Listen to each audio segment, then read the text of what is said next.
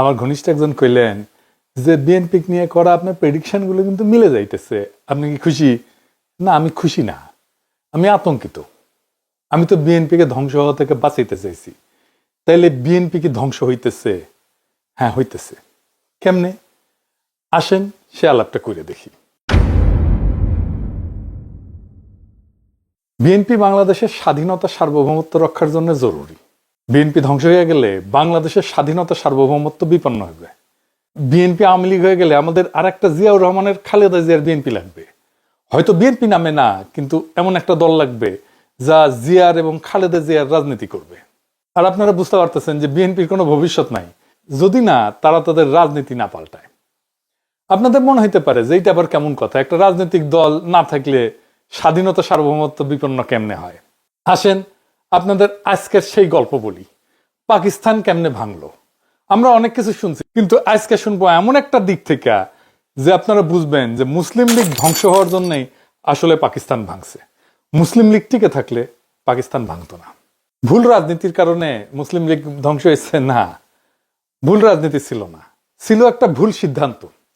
এইটা আমাদের জানা দরকার, কারণ বিএনপি আর আওয়ামী লীগ দুইটারই জন্ম মুসলিম লীগ থেকে। আওয়ামী লীগ আর বিএনপি হইতেছে মুসলিম লীগ আর বামের যোগফল। আসেন এবার দেখি মুসলিম লীগ বিলুপ্তির ইতিহাস। এটা একটু দীর্ঘ হবে আলাপটা, কিন্তু শুনলে ফায়দা আছে। অনেক ইতিহাস জানতে পারবেন, অনেক বিষয় জানতে পারবেন যেটা আগে কখনো দেখেন নাই। মুসলিম লীগের জন্ম 1906 সালে আমাদের ঢাকাতে, শাহবাগে। মানে মুসলিম লীগ বলতে পারেন প্রথম শাহবাগী। এই দলের জন্ম হয় নবাব সলিমুল্লাহর বাগানবাড়িতে। তখন শাহবাগে ওনার বাগানবাড়ি ছিল। সমস্ত ভারতবর্ষের মুসলমান নেতারা ব্রিটিশ ইন্ডিয়ার অন্য কোনো শহর যেমন লখনৌ, দিল্লি, আগ্রা, লাহোর, হায়দ্রাবাদ, করাচি, বোম্বেতে মিটিং করে এই দলের গোড়াপত্তন করেন নাই, কিন্তু ঢাকায় এই দলের গোড়াপত্তন হয়েছে।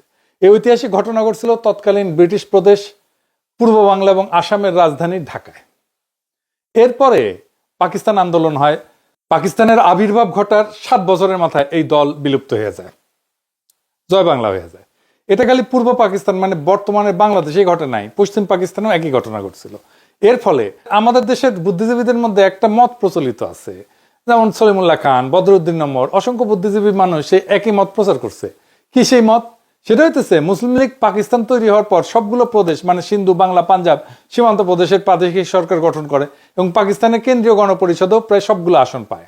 অল্প কিছু আসন কংগ্রেসের হাতে থাকে। মুসলিম লীগের দুঃশাসন এবং জনবিচ্ছিন্নতার কারণে নাকি এই দল তার সমস্ত জনসমর্থন হারায় ফেলে এবং এর ফলেই নাকি 54 সালে পূর্ব পাকিস্তানের প্রাদেশিক নির্বাচনে ভরাডুবি ঘটে মুসলিম লীগের, আর তাতেই নাকি এই দল প্রায় বিলুপ্ত হয়ে যায়। তো এই বয়ানটা ঐতিহাসিকভাবে সত্য না। অধিকাংশ বাঙালি বুদ্ধিজীবী কোনো ঐতিহাসিক ঘটনার ডিটেইলস অনেক পরিশ্রম কইরা কষ্ট কইরা খুঁজে দেখে স্টাডি করে না। তারা খুব উপর ভাষা একটা কাজ করে, মানে উপর দিয়ে খালি খোঁজাখুঁজি করে দেখে, তারপরে আর একটা মতামত তৈরি করে, 2-1 লাইন পরে অল্প কিছু বুঝে সেটা নিয়ে উত্তেজিত হয়ে যায়, বারবার ওইটা রিপিট করতে থাকে।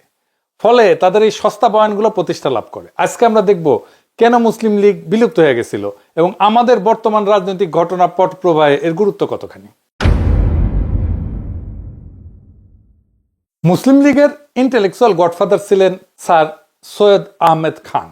উনার লেখালেখি এবং অ্যাক্টিভিজমকে প্রেরণা ধরেই মুসলিম লীগের গোড়াপত্তন হয়।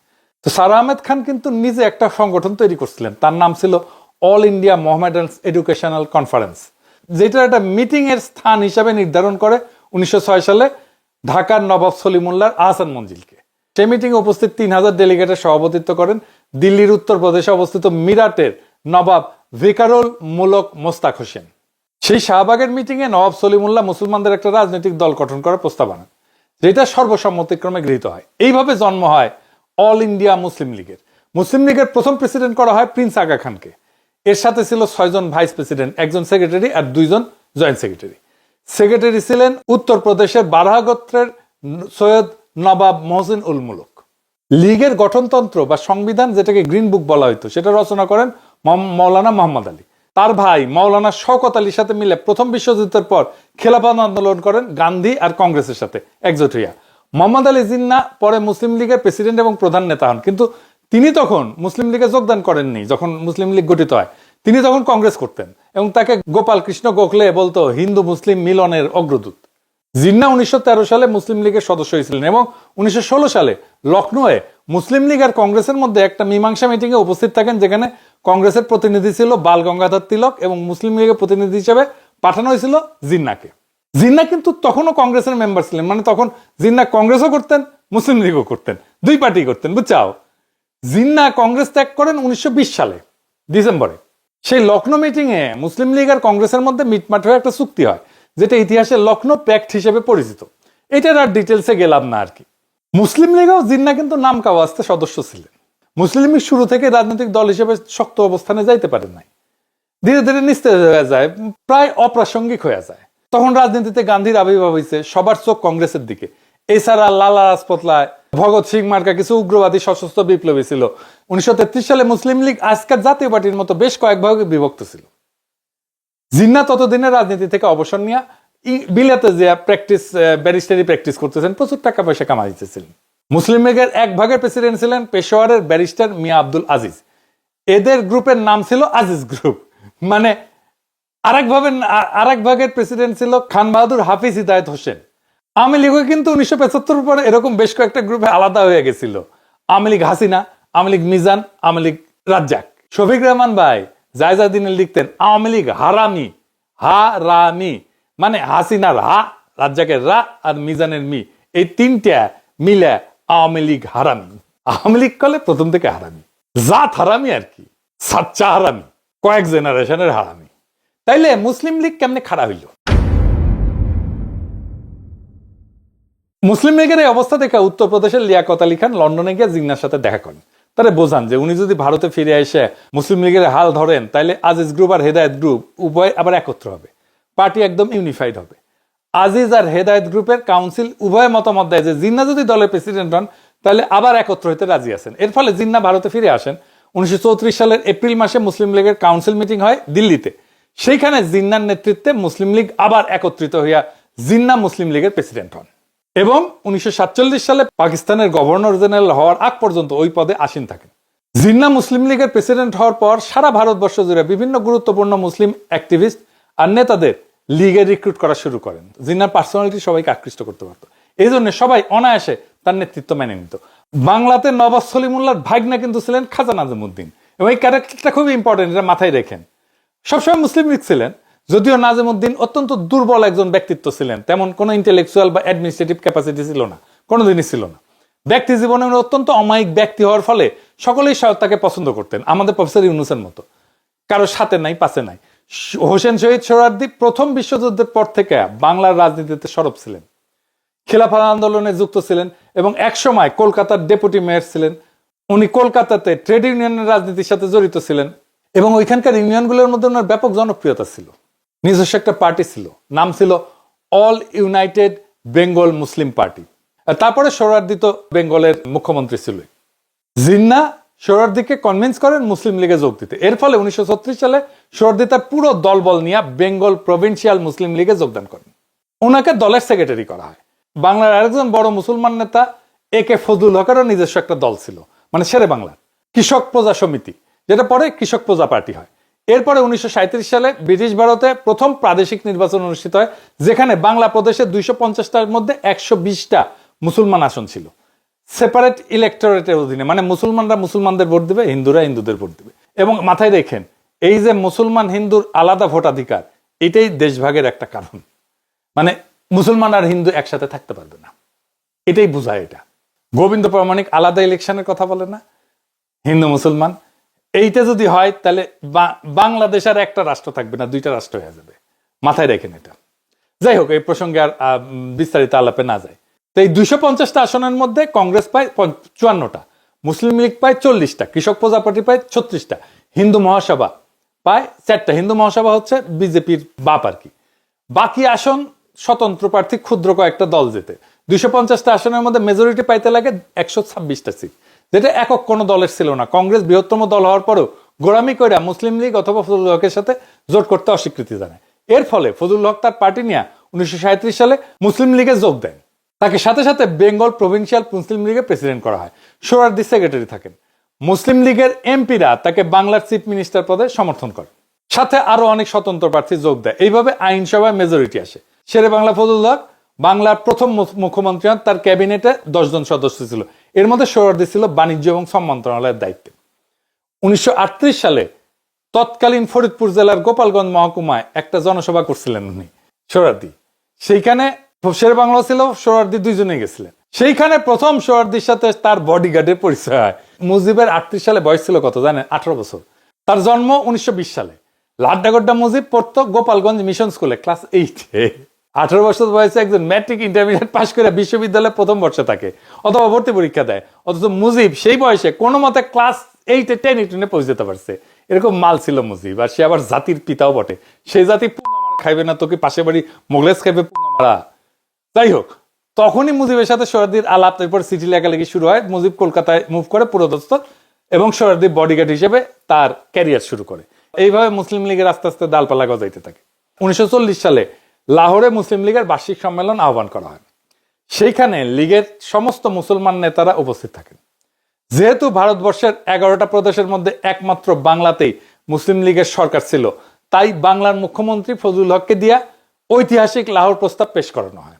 পাঞ্জাবে মুসলমানরা সংখ্যাগরিষ্ঠ থাকার পরেও সেখানে মুসলিম লীগ এবং কংগ্রেস একদম পাত্তা পায় নাই। 1937 সালের নির্বাচনে পাঞ্জাবে ইউনিয়নিস্ট পার্টি নামে একটা বড় দল ছিল, যেটা মেজরিটি আসন যেতে, এবং পাঞ্জাবের প্রথম চিফ মিনিস্টার হয় স্যার সিকান্দার হায়াত খান। স্যার সিকান্দার হায়াতের ছেলে শওকত হায়াত খান মুসলিম লীগের জিন্নার অনুসারী ছিলেন। ইউনিয়নিস্ট পার্টির সাথে মুসলিম লীগের পরে ব্যাপক গ্যাঞ্জাম হয়। 1941 সালে দ্বিতীয় বিশ্বযুদ্ধ শুরু হইলে দিল্লিতে ভাইসরয় একটা ডিফেন্স কাউন্সিল তৈরি করে, যেটা মুসলিম লীগ এবং কংগ্রেস অফিসিয়ালি বয়কট করে। মুসলিম লীগের নিষেধ থাকা সত্ত্বেও শেরে বাংলা সেই কাউন্সিলে মেম্বার হিসেবে যোগ দেন।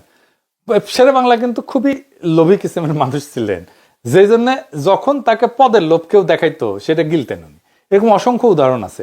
ফজলুল হক মানে শেরে বাংলা, একে ফজলুল হক, এই নামগুলা শুনলে কাইত হইয়া পড়ে যায় না। এটা নিয়ে পরে সুযোগ পেলে আরেকবার আলাপ হবে। ফজলুল হকের উপর থেকে মুসলিম লীগের সমর্থন উঠে নেওয়ার পর হক সাহেব হিন্দু মহাসভার শ্যামাপ্রসাদ মুখার্জি আর কংগ্রেসের হিন্দু মেম্বারদের সাথে জোট কইরা আরো 2 বছর মানে 1943 সাল পর্যন্ত ক্ষমতা থাকেন। এইটারে হক মুখার্জি মন্ত্রিসভা বলা হয় ইতিহাসে, মানে সেকুলার হয়েছে। শ্যামাপ্রসাদ মুখার্জি বিজেপির প্রতিষ্ঠাতা, তার মতো ইসলাম বিদ্বেষীর সাথে জোট কইরা হইলেও ক্ষমতায় থাকতেই হবে 2 বছরের জন্য হইলেও। এই হইতেছে শেরে বাংলা। এরপরে আসে 1946 সালের ফাইনাল নির্বাচন। ততদিনে সোহরাওয়ার্দী বাংলার মুসলিম লীগের সবচেয়ে এফিশিয়েন্ট এবং কর্মক্ষম নেতা হিসেবে আবির্ভূত হয়েছে। সেই নির্বাচন ছিল পাকিস্তানের ম্যান্ডেটের নির্বাচন। সেই নির্বাচনে মুসলিম লীগ ভারতবর্ষের মুসলমানদের সব আসনে প্রায় 90% আসন যেতে। বাংলাতেও ফজলুল হকের কৃষক প্রজাপার্টি একদম জয় বাংলা হয়ে আছে। শ্যামাপ্রসাদ মুখার্জির সাথে সরকার কইরা 2 বছরের এক্সটেনশন পাওয়ার পুরস্কার পান উনি। পাঞ্জাবে ইউনিয়নিস্ট পার্টির কথা বলছিলাম না, অল্প কয়েকটা আসন যেতে মুসলিম লীগের বিপরীতে। সিন্ধু, যেখানে মুসলিম লীগ 1937 সালের নির্বাচনে একটা আসনও যেতে নাই, সেখানে প্রায় সব মুসলিম সিট এবার যেতে সরকার গঠন করে মুসলিম লীগ। এরপর শুরু হয় ভেজাল। বাংলাতে মুসলিম লীগের সবচেয়ে বড় অ্যাক্টিভিস্ট গ্রুপগুলোর নেতা ছিল সোহরাওয়ার্দী, যার অক্লান্ত পরিশ্রমের ফলে মুসলিম লীগ বাংলাতে বিপুল জয়লাভ করে। সোহরাওয়ার্দী ব্রিটিশ বাংলার সর্বশেষ চিফ মিনিস্টার হয় এবং সরকার গঠন করে। এরপরে 1947 সালে পাকিস্তানের আবির্ভাব হওয়ার পর শুরু হয় ভেজাল। মুসলিম লীগের ভেতরেই ভেজাল। সে ভেজালটা কি? পদবি নিয়ে ভেজাল। যাই হোক, পাকিস্তান হওয়া এবং হিন্দু মহাসভা কংগ্রেসের চাপে বাংলাকে বিভক্ত করার পর পাকিস্তানে পূর্ব বাংলার প্রথম চিফ মিনিস্টার নির্বাচন করার জন্য পূর্ব বাংলার মুসলিম লীগের এমপিদের মধ্যে আবার একটা ভোট হয়। এর সাথে যোগ দেয় সিলেট জেলার 17 জন নতুন এমপি, যাদেরকে খাজা নাজিমুদ্দিন গ্রুপ এককভাবে ম্যানেজ করে ফেলে, সিস্টেম করে ফেলে। সোহরাওয়ার্দী দেশভাগের প্রশাসনিক কাজ, দিল্লি দৌড়াদৌড়ি, এগুলো কারণে সেই ব্যাপারে মনোযোগ আর এফোর্ট দিতে পারেন নাই। পশ্চিম বাংলার মুসলমান এমপি যারা সোহরাওয়ার্দীর সমর্থক ছিল, সোহরাওয়ার্দীর লোক ছিল, সোহরাওয়ার্দীর ক্যাডার ছিল, তারা ভারতের অংশে পড়ে যাওয়াতে এই নির্বাচনে অংশ নিতে পারে না। এর ফলে সোহরাওয়ার্দী খাজা নাজিমুদ্দিন গ্রুপের কাছে হারে যায় এবং পূর্ব পাকিস্তানের প্রথম চিফ মিনিস্টার হন খাজা নাজিমুদ্দিন। বলছিলাম না, স্যার সলিমুল্লাহর ভাগনা। এই ঘটনা ফলাফল ছিল সুদূর প্রসারী। বলা যেতে পারে পূর্ব পাকিস্তান থেকে বিচ্ছিন্ন হওয়ার ঘটনার সূত্রপাত ঘটে এই ঘটনা দিয়ে। কেন্দ্রে যে ক্যাবিনেট গঠন করা হয় লিয়াকত আলী খানের নেতৃত্বে, সেখানেও সোহরাওয়ার্দীকে কোনো ক্যাবিনেট পোস্ট দেওয়া হয় না। বাংলা থেকে ফজলুর রহমান নামে একজন অখ্যাত ব্যক্তিকে কেন্দ্রের শিক্ষামন্ত্রী পদ দেওয়া হয়। এ ফজলুর রহমান কে জানেন? এ হইতেছে সালমানের দরবেশ বাবা, সালমানের রহমানের বাপ। সোহরাওয়ার্দী এই দুঃখে ক্ষোভে পাকিস্তান হওয়ার পর পাকিস্তানে না এসে কলকাতাতে থাকেন। এর ফলে শুরু হয় সোহরাওয়ার্দীর সাথে মুসলিম লীগের নেতাদের দ্বন্দ্ব। এর কয়েক মাস পরে 1948 সালে মুসলিম লীগ থেকে এবং পাকিস্তানের গণপরিষদ থেকে সোহরাওয়ার্দীকে বহিষ্কার করা হয়। পূর্ব বাংলা মুসলিম লীগের নতুন করে কাউন্সিল তৈরি করা হয়, কমিটি গঠন করা হয়, যেখান থেকে সোহরাওয়ার্দী গ্রুপকে ঢালাওভাবে বহিষ্কার করা হয়। মুজিবকে ওই একই সময় মুসলিম লীগের কাউন্সিল থেকে বহিষ্কার করা হয়। শুধু সোহরাওয়ার্দী না, তার বডিগার্ডকেও বের করে দেওয়া হয়। যেহেতু বাংলার মুসলিম লীগের কর্মীদের বিরাট অংশ সোহরাওয়ার্দীর সমর্থকের অন্ধভক্ত ছিল, তারা ন্যাচারালি এই ব্যাপারটা স্বাভাবিকভাবে নেয় না, ক্ষুব্ধ হয়। বাংলায় সোহরাওয়ার্দীর ক্ষুব্ধ সমর্থকরা একদম প্রথম দিক থেকে নাজিমউদ্দিন এবং পরে নুরুল আমিনের সরকারের বিরুদ্ধে তাদের ক্ষোভ ঝাড়ার জন্য যা ইস্যু আছে সামনে সেটা নিয়ে এজিটেশন শুরু করে। এই সোহরাওয়ার্দী যে মুসলিম লীগের উপরে রাগ ঝাড়তেছে আর পূর্ব পাকিস্তানের সমস্ত এজিটেশনে কলকাতায় নাড়তেছে, সেটা সে আইয়ুব খানের কাছে ওপেনলি স্বীকার করছে। আইয়ুব খানের একটা বই আছে, ফ্রেন্ডস নট মাস্টার্স, এইটা সে লিখে গেছে 25 পৃষ্ঠায়, পারলে পড়ে নেন, আমি আর পুরো বিষয়তে গেলাম না আর কি। তো খাজা নাজিমউদ্দিন কেমন মানুষ ছিলেন? খাজা নাজিমউদ্দিন একটা অপদার্থ কাইসিমের মানুষ ছিলেন। তার গ্রুপের তেমন কোনো কর্মী ছিল না। এই বিরাট সংখ্যক ক্ষুব্ধ কর্মী যারা পাকিস্তান আন্দোলনে অত্যন্ত গুরুত্বপূর্ণ ভূমিকা রাখছিল আর সোহরাওয়ার্দীর সমর্থক ছিল, তারা এরপরে মুসলিম লীগ থেকে বের হয়ে নিজেরা 1949 সালে সম্মেলন করে নতুন একটা দল গঠন করে। কি সেই দল? আওয়ামী মুসলিম লীগ। এইটা এর বাংলা অংশের সভাপতি করা হয় মৌলানা ভাসানীকে, যিনি পাকিস্তান আন্দোলনের সময় আসামে ছিলেন। অল পাকিস্তান আওয়ামী মুসলিম লীগের প্রেসিডেন্ট পরে স্বাভাবিকভাবে সোহরাওয়ার্দী সর্বসম্মতভাবে নির্বাচিত হন। ভাষা আন্দোলন থেকে শুরু করে পরে সমস্ত আন্দোলন ছিল মূলত নাজিমউদ্দিন নুরুল আমিন গ্রুপের বিরুদ্ধে সোহরাওয়ার্দী গ্রুপের ক্ষোভের বহিঃপ্রকাশ। আর বাম কমিউনিস্টরা ভারতের মদতপুষ্ট হয়ে এই সময় আওয়ামী লীগের কান্দে ভর কইরা শুরু করে সমস্ত এজিটেশন এবং আন্দোলনে উস্কানি দিতে থাকে। ঠিক এখনকার সাথে মিলায় দেখেন, প্রফেসর ইউনূসকে বসান খাজা নাজিমউদ্দিনের জায়গায়, মিলে? যদি হোসেন শহীদ সোহরাওয়ার্দীকে পূর্ব পাকিস্তানের প্রথম চিফ মিনিস্টার বানানো হইতো, যেটা তার প্রাপ্য ছিল আসলে, তাহলে উর্দু কেন, হিব্রুকে রাষ্ট্রভাষা করলেও কোনো আন্দোলন হইতো না। এবার লিখে দিতে পারি, সেটা হইলে পাকিস্তান জীবনও ভাঙতো না, ভারতের কোনো ষড়যন্ত্রের কাজে আসতো না, সব মাঠে মারা যেত, বাকি সব আজগুবি বয়ান কর্পূরের মতো ভ্যানিশ হয়ে যেত। কিছু ছুটকা ছুটকা মানুষ এদিক ওইদিকে একটু আওয়াজ তুললেও সোহরাওয়ার্দীর ক্যাডাররা তাদেরকে সাইজ করে দিত, মোকাবেলা করত। হ্যাঁ, সোহরাওয়ার্দী নিজে তো বাংলা বলতো না, বলতেই পারতই না। নিজে পশ্চিমবঙ্গের উর্দুভাষী মুসলিম ছিলেন, বাংলা দুই লাইন বলতেও পারতো না, লিখতেও পারতো না। উনার সমর্থকরা যে বাংলা ভাষাকে রাষ্ট্রভাষা করা নিয়ে এত মাতামাতি করলো, এটার পিছনে মূল কারণ হইতেছে বাংলা ভাষা প্রীতি না, সেটা হইতেছে নাজিমউদ্দিন নুরুল আমিন গ্রুপের সরকারের প্রতি তাদের ক্ষোভের বহিঃপ্রকাশ। মুসলিম লীগ থেকে এত বড় কর্মী সমর্থকদের বাইর করে দেওয়ার ফলে বাংলা মুসলিম লীগ স্বাভাবিকভাবে অত্যন্ত দুর্বল হয়ে যায়। এর ফলে 1954 সালে বাংলার প্রাদেশিক নির্বাচনের তারিখ ঘোষণা করা হয়। নির্বাচনের আগে ফজলুল হক, যে এতদিন রাজনীতিতে চুপচাপ ছিলেন, মানে শেরে বাংলা ফজলুল হক, উনি আবার সরব হন। প্রথম নির্বাচনে মুসলিম লীগে যোগ দিয়া লীগের প্রার্থী হিসেবে মোকাবেলা করতে চান। পরে যখন দেখেন লীগের কর্মী সমর্থন একদম কমে গেছে, ঠিক তখনই বুঝতে পারে, চালাক মানুষ ছিল, ওই সময় ঠিক করে আওয়ামী লীগে যোগ দেবে। আওয়ামী লীগের প্রস্তাব লুকে নেয় এবং শেরে বাংলাকে তাদের চিফ মিনিস্টার ক্যান্ডিডেট করার প্রস্তাব দেয়। কেন্দ্রের সোহরাওয়ার্দী আর বাংলায় ফজলুল হক তাদের নেতা হবে, এরকম একটা সমঝোতা হয়ে যায়। তখন লীগের মধ্যে সেকেন্ডার একটা ভাঙন হয়, খুব ইন্টারেস্টিং। আপনার ঘটনা শুনছেন কিন্তু বিস্তারিত হয়তো জানেন না। সোহরাওয়ার্দীর বডিগার্ডের গুন্ডামির গল্প, আসেন এটা শুনে দেখি। বাংলার চিফ মিনিস্টার নুরুল আমিনের সাথে মুসলিম লীগের আর একটা উল্লেখযোগ্য গ্রুপের গ্যাঞ্জাম মারামারি হয়, যার নেতা ছিল ফরিদপুরের ইউসুফ আলী চৌধুরী, ডাকনাম ছিল মোহন মিয়া। এই নামে উনি পরিচিত ছিলেন। মোহন মিয়া মুসলিম লীগ থেকে তার অবশিষ্ট কর্মী সমর্থক নিয়ে বের হয়ে হক সাহেবকে বুঝান যে মুসলিম লীগ আওয়ামী লীগ কোনোটাতে যোগ দেওয়া উচিত হবে না, আমাদের নতুন একটা পার্টি করে আওয়ামী লীগের সাথে জোট করতে হবে। ফজলুলকে যে যা বোঝায় উনি তাই বুঝেন, আর ওনার যেখানে লাভ সেখানে উনি যান। মোহন মিয়ার বুদ্ধিতে মুসলিম লীগের অবশিষ্ট কর্মীরা ফজলুল হকের নেতৃত্বে কৃষক শ্রমিক পার্টি নামে একটা নতুন পার্টি গঠন করে। এরপরে কৃষক শ্রমিক পার্টি আর আওয়ামী লীগের মধ্যে যুক্ত ফ্রন্ট গঠন করা হয়, সাথে আরো দুই একটা চুটকা চাটকা পার্টি এসে যোগ দেয়। স্বাভাবিকভাবে 54 সালের নির্বাচনে যুক্ত ফ্রন্ট বিপুল সংখ্যাগরিষ্ঠতা পায় এবং মুসলিম লীগ ভ্যানিশ হয়ে যায়। তবে যুক্ত ফ্রন্টও বেশি দিন টেকে নাই, হক সাহেবের এখানেও গুটিবাজি করে এবং আলটিমেটলি আওয়ামী লীগ আর কৃষক শ্রমিক পার্টির মধ্যে জোট ভেঙে যায়। তাদের মধ্যে সংঘাত মারাত্মক আকার ধারণ করে। তার ফাইনাল আউটকাম হচ্ছে 1958 সালে ঢাকাতে সংসদের ভেতরে দুই দলের মাইটপিট হয় এবং ডেপুটি স্পিকার শাহেদ আলীকে পিটায় হত্যা করা হয় পার্লামেন্টের মধ্যেই। এবং এই মারামারিতে সোহরাওয়ার্দীর বডিগার্ড অংশ নেয় শঙ্কর মাছের লেজের চাবুক নিয়ে। তার ব্যাগের মধ্যে এটা সবসময় থাকতো, হ্যাঁ সবসময় থাকতো আর কি, হ্যাঁ বেডরুমও থাকতো। এটা দিয়ে আবার বিডিএসএম ইউজ করতো কিনা জানি না, বিডিএসএম কি গুগল করেন, সবকিছু কয়া দেওয়া যাবে না। যাই হোক, মুসলিম দিক থেকে কর্মী সমর্থক নেতাদের এই দুই দফা ভাঙনের ফলে দলটা একদম নিঃশেষ হয়ে যায় এবং এটাই তাদের বিলুপ্ত হওয়ার একমাত্র কারণ। আমাদের যে প্রচলিত বয়ান যে মুসলিম লীগ জনবিচ্ছিন্নতার দুঃশাসনের কারণে একটা নির্বাচনে হেরেই বিলুপ্ত হয়ে গেছে, সেটা ভুয়া একটা বয়ান। এটা আজকে বুঝলেন তো। একেবারে চোখে আঙুল দিয়ে দেখাই দিলাম। এইবার আসেন বাংলাদেশের বর্তমান রাজনীতির সাথে বিএনপির সাথে এটার কি সম্পর্ক। ডাকসুতে বিএনপি যে মারাটা খেলো না, এই মারা আগামীতে সে খাইতেই থাকবে যদি সে তার খাইসলত না বদলায়। ভোটের রাজনীতিতে বিএনপির আসল জায়গা, ভোটের জায়গাটা হচ্ছে যেটাকে কনস্টিটিউয়েন্সি বলা হয়, সেটা হচ্ছে তার মুসলিম ভোট, মুসলিম জাতিবাদী ভোট, সাধারণ মুসলমানের ভোট। এক অর্থে এটাই জিয়াউর রহমানের বিএনপি এবং তার রাজনীতি, এটা এক অর্থে বিএনপি পিতৃ পরিচয় বটে। আর এইবার বিএনপি তার বাপের পরিচয় অস্বীকার করে আওয়ামী লীগের রাজনীতিতে মাথা ঢুকাইতে গেছিল, হাসিনার ফেলে দেওয়া গু খাইতে গেছিল। বিএনপির এই প্রো ইন্ডিয়ান রাজনীতি করতে যাওয়ার কারণে তার মুসলিম জাতীয়বাদী কনস্টিটিউয়েন্সি থেকে পুরো আইসোলেটেড হয়ে গেছে। আমি আগে কইছিলাম বিএনপি জাতীয় সংসদ নির্বাচনে জেতার চান্স কম, কইছিলাম না? এখন আমি শিওর বিএনপি জিতবে না, সরকার গঠন করতে পারবে না। এডিটর সাহেব বিউ গলে না বিষণ্ণ সুর দেন না, এরা মেলা দিন শুনি না, তো বিদায়ের একটা সুর দেওয়া ভালো আর কি, ক্ষমতা আসার আগেই ক্ষমতা থেকে আউট। আমি কইছিলাম যে বিএনপি এই নিয়ে তাদের প্রচুর গব্য, নিজের যায় বিএনপি নিজের মারিছে। অনেকে তথ্য নিতেছে ছাত্র সংসদ নির্বাচন আর জাতীয় সংসদ নির্বাচন এক জিনিস না। এরাই কইছিল বট বাহিনী ভোট দিলে শিবির জিতবে, শিবিরের জনসমর্থন নাই, আছে বট বাহিনী। তত্ত্ব জানার আলোক কাম যা হওয়ার সেটা হয়ে যাবে ইলেকশনের সময়, ওই দিন বুঝবে। ডাকসু ইলেকশনের মধ্যে দিয়ে বাংলাদেশের সাধারণ মুসলমানরা তার রাজনৈতিক এজেন্সি খুঁজে পাইছে, সে নিজে রাজনৈতিক ভাবে শক্তিশালী হয়েছে, সে জাতীয় নির্বাচন ও ব্যালটে রায় দিবে। আর বিএনপির বাইরের রাজনৈতিক শক্তি তো বসে থাকবে না। তাহলে এখন কি বিএনপি ধ্বংস হয়ে যাবে? এই প্রো ইন্ডিয়ান পলিটিক্যাল লাইনে কোনো চান্স নাই বাঁচার। আমরা চেষ্টা করছি, লাভ হয় নাই। 2 নম্বর হইতেছে বিএনপি ইতিমধ্যে নিজেকে অকৃতজ্ঞ একটা দল হিসেবে প্রতিষ্ঠিত করে ফেলছে।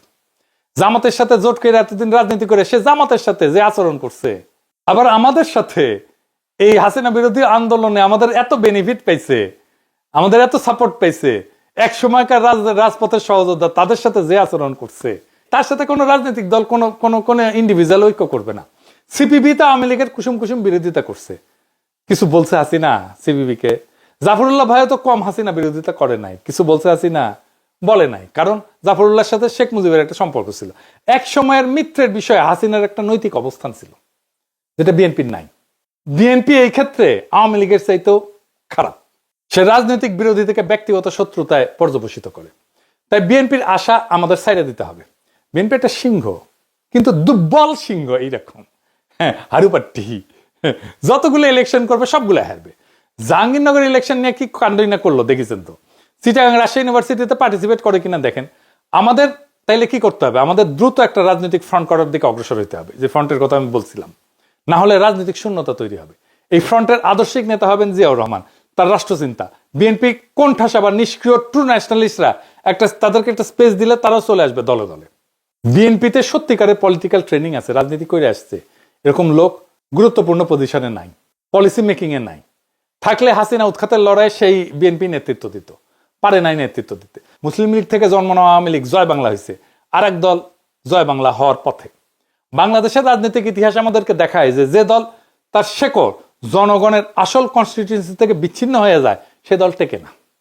মুসলিম লীগ তার উদাহরণ। আর আজ বিএনপি সেই ক্রুশিয়াল ভুলের পুনরাবৃত্তি করছে, নিজের অস্তিত্বের মাটিকে অস্বীকার করে প্রো ইন্ডিয়ান লাইনে গিয়ে জামাতের সাথে অমানবিক সম্পর্ক তৈরি করছে। তার এক সময় রাজনৈতিক সহযোদ্ধাদের সাথে অমানুষের মতো আচরণ করছে। বিএনপি নিজের ঘর নিজেই ভাঙছে। কিন্তু তার মানে এই না জিয়াউর রহমানের রাজনীতি হারায় যাবে। জিয়াউর রহমান যেমন বাকশালের ধ্বংসস্তূপ থেকে নতুন রাষ্ট্র চিন্তা দাঁড় করেছিলেন, আজ তার চিন্তাধারার মধ্যে আছে বাংলাদেশকে বাঁচানোর শক্তি। বিএনপি হয়তো দুর্বল সিংহ হয়ে পড়ছে, কিন্তু এই দেশের সাধারণ মুসলমানদের রাজনৈতিক এজেন্সি আর স্বাধীনতার আকাঙ্ক্ষা আজও বেঁচে আছে। ডাকসুর ব্যালটে যেমন সাধারণ মানুষ নিজের কণ্ঠ খুঁজে পেয়েছে, জাতীয় নির্বাচনেও সেই কণ্ঠ আরো জোরে উচ্চারিত হবে। আমাদের দায়িত্ব এখন নতুন রাজনৈতিক ফ্রন্ট গড়ে তোলা, যেখানে জাতীয় মর্যাদা, আঞ্চলিক অখণ্ডতা আর সার্বভৌমত্ব প্রশ্ন হবে মূল কেন্দ্র, যেখানে জিয়াউর রহমানের রাষ্ট্রচিন্তা হবে আমাদের আদর্শিক দিক নির্দেশনা। এই ফ্রন্ট হবে সাধারণ মানুষের, মজলুমদের, নিপীড়িতদের, যারা আওয়ামী ফ্যাসিবাদ এবং বিএনপির বিভ্রান্ত রাজনীতির বাইরে নতুন আশা খুঁজতেছে। ইতিহাসের শিক্ষা পরিষ্কার, শূন্যতা কখনো স্থায়ী হয় না। আমরা যদি শক্তি, দিক নির্দেশনা নিয়ে আগায় যাই, তবে সেই শূন্যতা পূরণ হবেই আমাদের দিয়া। বিএনপি হয়তো ভাঙবে, কিন্তু জিয়ার আদর্শের সেই পতাকা ভাঙবে না। সেই পতাকা আবারও উড়বে শক্তিশালী সংগঠিত নতুন ফ্রন্টের হাতে। এটাই আমাদের আহ্বান, এটাই আমাদের আগামী ইনকিলাব। জিন্দাবাদ।